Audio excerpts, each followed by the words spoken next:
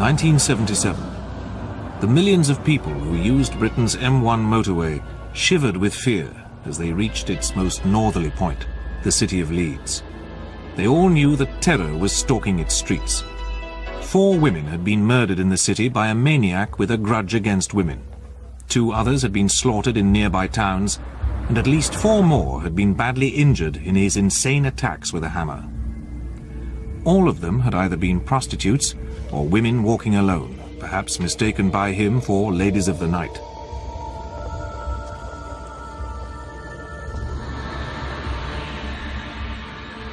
Police studied the map of his early attacks, searching for a geographical pattern. His first murder was in Leeds in October 1975. Wilma McCann, hit on the head, then stabbed. Next victim, Emily Jackson, also in Leeds, January 1976. The third victim, Irene Richardson, was stabbed in Roundhay Park, February 1977. By now, all women in the area were feeling threatened. His fourth victim, Patricia Atkinson, was struck down in her Bradford flat by 4 blows from a hammer, April 1977. This time he left the print of a size 7 Wellington boot on her bedsheet. A newspaper called him the Yorkshire Ripper, because, like Jack the Ripper, his Victorian predecessor, he attacked and disfigured prostitutes. But in June 1977, the Yorkshire Ripper killed a girl who was not a prostitute. Her name was Jane MacDonald, and she was only 16. Now panic really set in. The most experienced policeman in West Yorkshire, Superintendent George Oldfield, was put in charge and publicly staked his reputation on catching the killer. Petitions demanded the return of capital punishment. The police appealed for information and opened special hotlines. Maureen Long was lucky. She was attacked by the Ripper on a piece of waste ground in Bradford in July 1977, but this time he failed to finish his grisly job and she escaped with injuries. For his next attack, the Ripper moved away from Yorkshire across the Pennines to Manchester. It was here, 3 months later, in October 1977, that he made what could have been a fatal mistake. Cruising the red light district, he picked up Jean Jordan and paid her with a new £5 note. He left it on her when he hit her on the head with a hammer. Later, he went back to look vainly for the fiver, which he realized was traceable. So did the police, who found the note and interviewed every member of 30 firms that shared the money in their wage packets. A team of detectives was put on the job of interviewing the 8,000 people who had been paid with the fivers from the batch that contained the one on the dead girl. But despite several interviews at this house in Heaton, they were as satisfied with the owner's alibis for the nights of the killings as they were with those of dozens of other suspects.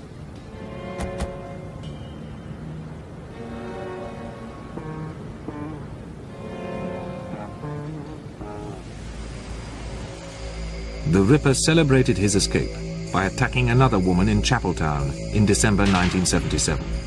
But he lost his balance when swinging at Marilyn Moore with a hammer, and she screamed loudly enough to scare him away. She needed 56 stitches, but helped to create a photo-fit picture of him. Unrecognized, he went back to Bradford's red light district for his next victim. On the 21st of January 1978, Yvonne Pearson was working in Lum Lane. She tapped on his car window and asked if he wanted a good time. On some waste ground, he hit her over the head with a walling hammer. He hid the body, and she wasn't found for 2 months. One cold night, 10 days later, in Huddersfield, he picked up 19-year-old Helen Ritker. She worked the cars with her twin sister, who was already occupied with another driver. For the first time, the Yorkshire Ripper had sex with a victim. He left her under these railway arches. George Oldfield gave a fairly accurate picture of his adversary. A picture of a man, middle-aged, 35 to 45 perhaps. An individual who has not previously come to the notice of the police. A man of hitherto perfectly good character who could be pursuing a normal occupation without giving rise to suspicion. The Ripper returned to Manchester in May 1978 for his next victim, Vera Millwood. By this stage in the massive inquiry, the police had unknowingly been face to face with the Ripper 4 times. Perhaps because of this, there was a pause of almost a year before he clubbed his 10th victim in April 1979. This was Jo Whittaker in Halifax, and he finished her off with a specially sharpened rusty screwdriver. She was a 19-year-old clerk with the local building society, on her way home near midnight. George Oldfield described what had happened. The position is this, that at 6:30 this morning, the body of Josephine Ann Whittaker, a 19-year-old girl, who lived at 10 Ivy Street, Halifax, was found on plain fields in Savile Park, which is off Savile Park Street. She had suffered head injuries and other injuries to her body. We know that she visited her grandmother last evening at 294 Huddersfield Road, Halifax, and left there just before midnight. The indications at the present time are that she met her death soon after that, and the playing fields where she was found were within about 200 yards of her own home. Now came an episode which spun the inquiry off down a false trail. A malicious hoaxer had been sending George Oldfield a series of letters signed Jack the Ripper. They were posted in Sunderland and taunted him at the lack of success.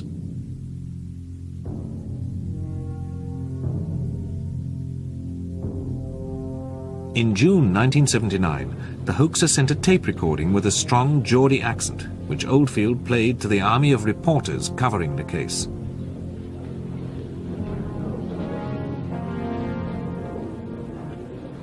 I'm Jack.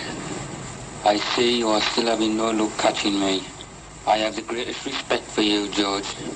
But Lord, you are no nearer catching me now than 4 years ago when I started. I reckon your boys are letting you down, George. They can't be much good, can they? Oldfield had no doubt this was the voice of the killer, and he steered away from following up on clues which led in any other direction. We know now that we are definitely looking for a man who originated in the northeast. £1 million was spent on a publicity campaign to trace the presumed Geordie-accented killer, but it yielded no results. The real killer had a Yorkshire accent. West Yorkshire Police even sent a confidential memorandum instructing other police forces to eliminate anyone without a Geordie accent. The next killing, the 11th, on the 1st of September, was of a Bradford University student, Barbara Leach. She was struck down shortly after leaving a group of friends. Despite the growing doubts of many officers, West Yorkshire Police stuck to their theory that the killer must have a Geordie accent, and their publicity campaign was stepped up. A substantial reward was now on offer. Encouraged by all this, thousands of letters and phone calls poured in, but they inevitably pointed in the wrong direction. The sheer size of the inquiry was now difficult to control, the masses of files and papers making it hard to cross-check information.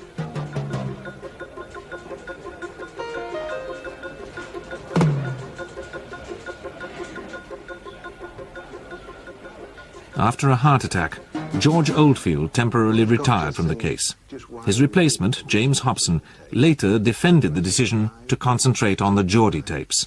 And we did what we thought proper, and we did say that it was only 98% sure, and we would still not eliminate people simply because they didn't have a Geordie accent, and we never have done that.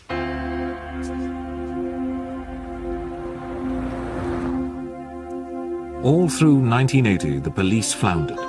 When the body of a 47-year-old civil servant named Marguerite Walls was found in a park in Farsley on August the 20th, 1980, the police dismissed it as just another murder, and not the work of the Yorkshire Ripper. The reason was that he had deliberately changed his modus operandi to mislead them, and this time he had strangled his victim with a loop of hemp, knelt on her to finish off the job, and then stripped the body.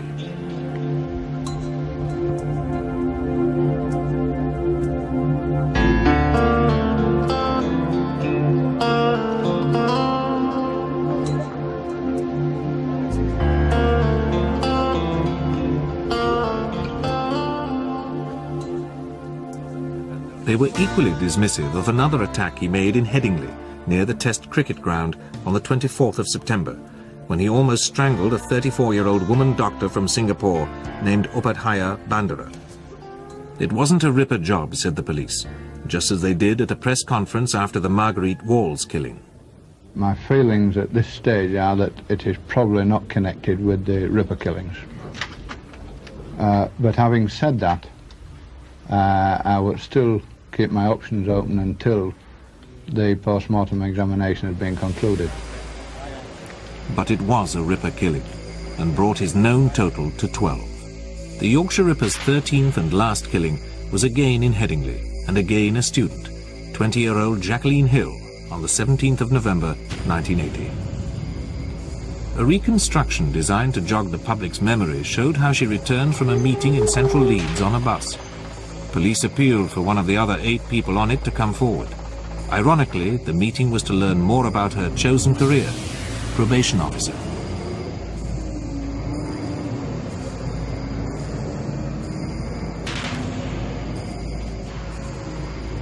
She got off at a busy and well-lit shopping centre near her home to walk to her dormitory lodgings.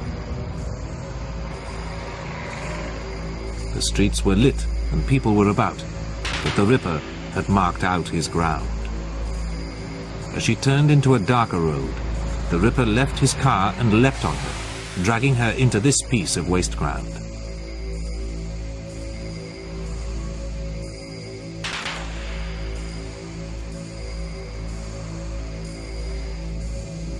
Despite a careful search of the whole area, there were no clues. It was the darkest moment of the whole investigation.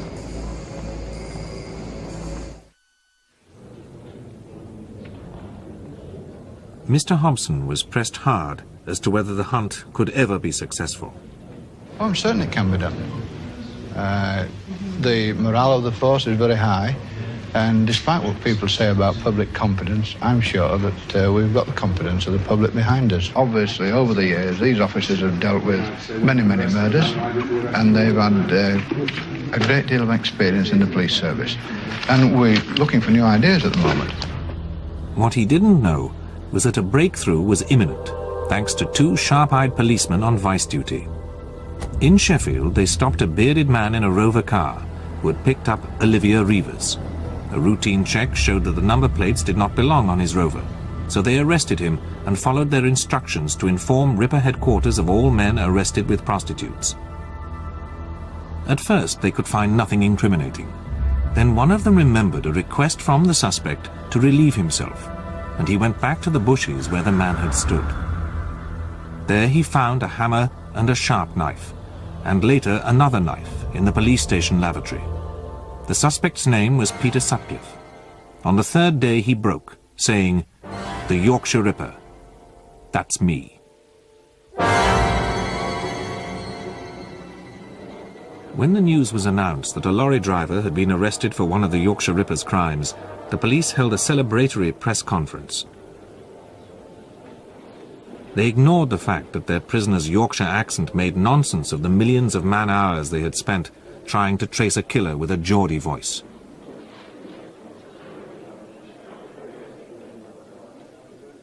He is being questioned in relation to the Yorkshire Ripper murders. It is anticipated that he will appear before the court in Dewsbury tomorrow. I can tell you that we are absolutely delighted with developments at this stage. Absolutely delighted. The heroes of the hour were the 2 policemen who spotted the Ripper. They received a special commendation. Will you please convey to Sergeant Robert Ring and PC Robert John Hyde my sincere personal thanks for their outstanding policemanship on Friday evening, the 2nd of January 1981. They are a credit to the police service, and in West Yorkshire we appreciate their efforts very much indeed. Well done. That's the end of the message. The Ripper's father spoke of his shock. I walked into the office and there were some fellows discussing the fact that this chap had been caught. One of them mentioned that he had the same name as me. And then he said, have you got a brother called Peter? I said, no, I've got a son called Peter. He said, does he live at Heaton? I said, yes. Thereupon, one of the chaps in the office pushed the morning paper across in front of me. And there it was. I know I'm speaking for all my family when I say that we all feel the same. It's a terrible, terrible thing, and that it should be my son who has been the cause of it. Relatives of the victims demanded the reintroduction of the death penalty, and the streets outside the police court were choked with vengeful Yorkshire folk. The Solicitor General was obliged to issue an urgent warning to the media, reminding them that, in Britain, a man accused of a crime, however serious, is presumed innocent until proven guilty. But the pack was in full cry. One newspaper, the Daily Mail, had no fewer than 32 reporters and cameramen on the scene. As Peter Sutcliffe began to confess in detail, the police pieced together a picture of a man who had once been ridiculed and laughed at by a prostitute who shortchanged him. In retaliation, he had declared a private war against all women that he judged, rightly or wrongly, were good-time girls, whether they were paid or not, were genuinely promiscuous or only so in his crazed mind.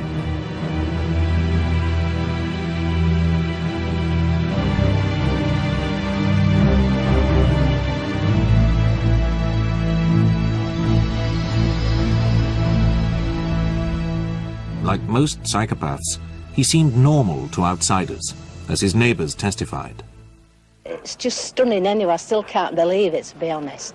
Because, as I say, we used to just say hello to him, and she were very quiet, and she did the gardening. She were out gardening every day. She even did the painting of the house and everything. We were just a normal couple. Well, when he first moved in about 3 years ago, he parked his large lorry in front of our house, but in a short time, he drove it away and we never saw it again, up to this day. The trial of Peter Sutcliffe began on May the 5th, 1981, at the Old Bailey. Sensationally, the judge, Mr. Justice Boreham, refused to accept the defence counsel's plea of guilty by way of insanity on behalf of the Ripper. Impressed by a new confession made by Sutcliffe, both defence and prosecution counsels had agreed that he could plead guilty on the grounds of paranoid schizophrenia. But the judge insisted that only a jury could decide whether Sutcliffe was sane or not.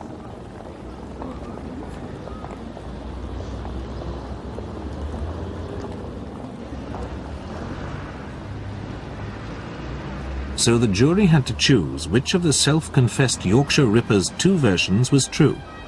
Was it the one he had originally told the police, and which was now put forward again by the prosecution, that he was exacting revenge on all prostitutes after being publicly humiliated by one? If they believed that, he would in law be judged sane and liable to imprisonment for life. Or they could choose to believe the new story he had told psychiatrists and which was repeated by his defence counsel, that he heard the voice of God when he was a gravedigger in Bingley Cemetery, instructing him to remove prostitutes to get rid of them. He worked there from the age of 17, and he told the court it was something wonderful. I believed then and now it was the voice of God. I was standing in an open grave, taking a rest from digging. I heard a voice similar to a human voice, but with the words mixed up. It seemed to be coming from a gravestone. I climbed out and walked towards the grave. I remember it to this very day. If they believed he really thought he could hear the voice of God, he would be considered insane and a candidate for Broadmoor. The Attorney General said he found it very suspicious that Sutcliffe had been in custody for more than 2 months before he mentioned the voices.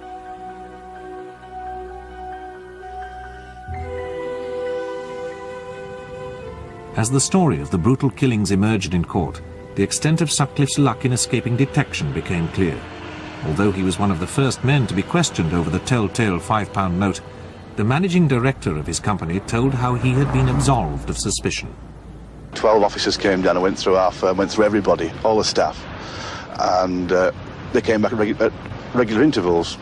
But he was checked twice. He was taken in for further questioning, was Peter. When one of the girls in the office said she was worried about the Ripper, he gave her a lift. It was one of those dark, dreary nights, and I just happened to say that I was a bit nervous, and he just offered me a lift, and I accepted. Time and time again he faced the police. Time and time again he got away.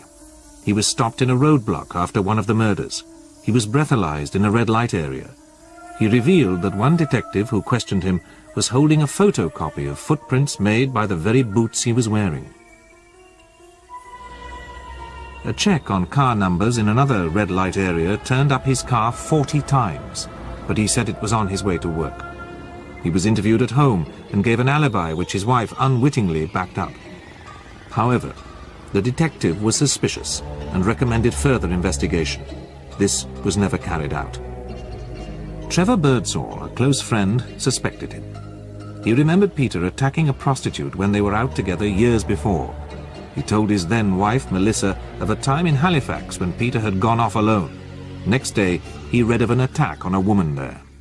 He says, I think it was Pete, you know, the Ripper.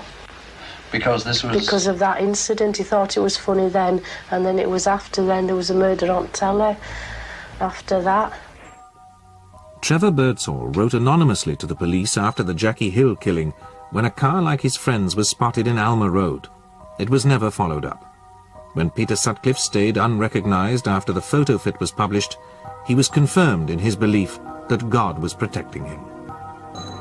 The riddle that the jury had to answer was Peter Sutcliffe a sane man pretending to be mad, or a madman who thought he was sane? In the course of a day's deliberation, they found him sane and guilty of 13 charges of murder by a majority of 10 votes to 2.